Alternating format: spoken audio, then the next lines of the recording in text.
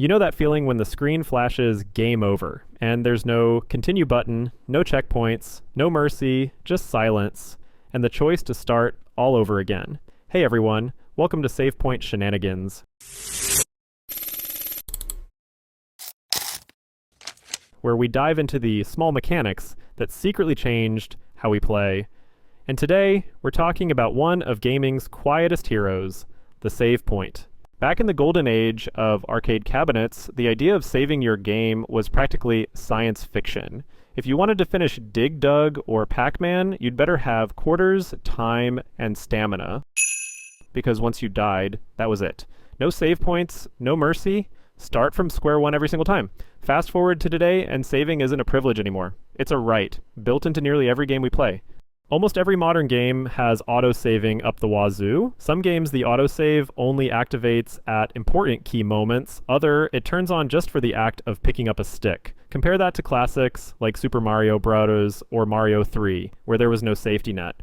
If you lost all your lives, you didn't just retry the level. You replayed the entire game.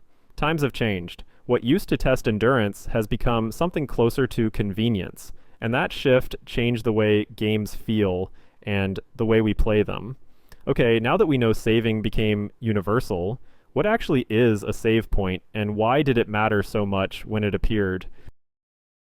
The first game to save a player's progress was The Legend of Zelda. That was way back in 1986, and it wasn't standard at that point. Nowadays it's the norm. We don't make games that don't say it. For the most part, I mean most games save, but what makes that happen? How does that data magically bring you back the point you were at so you don't have to repeat areas of the game?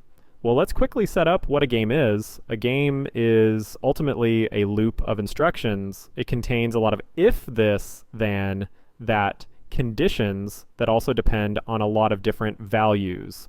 For example, when you complete a quest, the game quietly adds 1 point to a hidden quest completed counter. Once that happens, new areas might unlock, or new missions become available, and even how NPCs act basically follow this format. Every single mechanic you interact with, every victory, every loss, every tiny detail, follows this kind of cause and effect logic.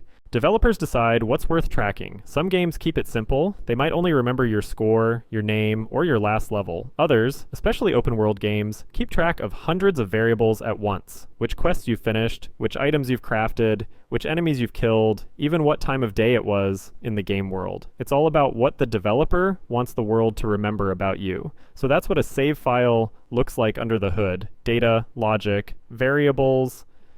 But the way we experience saving is totally different. In practice, save systems don't just record progress, they shape tension, pacing, even emotion. Every game expresses that idea in its own way.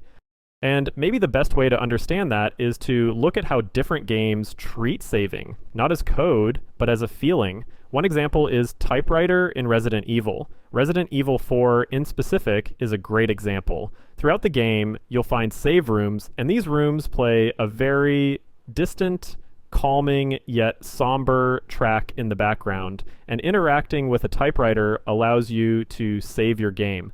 It's portrayed like the main character, Leon, is manually typing out his progress and writing down his findings so far.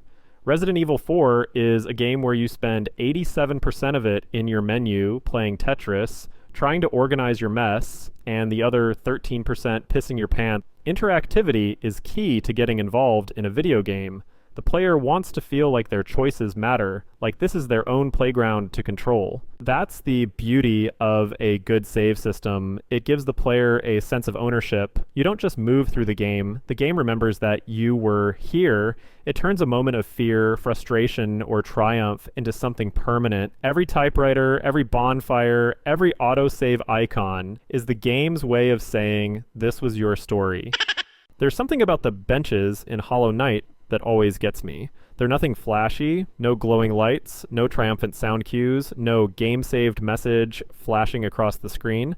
It's just a small wooden seat in the middle of a dark, echoing world. But when you finally stumble upon one after hours of exploring, it feels like you found a friend, I've sat on that bench longer than I'd like to admit, not because I had to, but because it felt peaceful. The game doesn't rush you, it just lets you breathe. And in that silence, it hits you how powerful something so simple can be. It's not like the dramatic typewriters or bonfires in other games. The bench doesn't promise safety forever. It just gives you a moment to collect yourself before you keep going. Maybe that's why it sticks with me, because sometimes, in both games and life, what we really need isn't another checkpoint. It's just a quiet place to sit, save our thoughts, and prepare to move forward again. Saving changed everything. It made games kinder, it let us fail, learn, and try again. It turned frustration into patience, and challenge into progress. But saving also gave us control. We can retry every mistake until it's perfect, reload every choice until it feels right. Somewhere along the way, the fear of failure disappeared, and maybe some of the meaning with it. Games used to ask, how far can you get? Now they ask, when was your last save? And that says something about us too. In a world that constantly backs up our photos, our chats, our memories, we've built real-life save systems. Everything we do is stored, archived, and recoverable. But not every moment needs a checkpoint. Some things are meant to be lived once, so maybe that's the secret behind the save point. It's not just about safety, it's about trust. The trust to keep going, to risk losing progress, to make new memories worth saving. Because in the end, the most important moments aren't the ones we reload. They're the ones we never have to.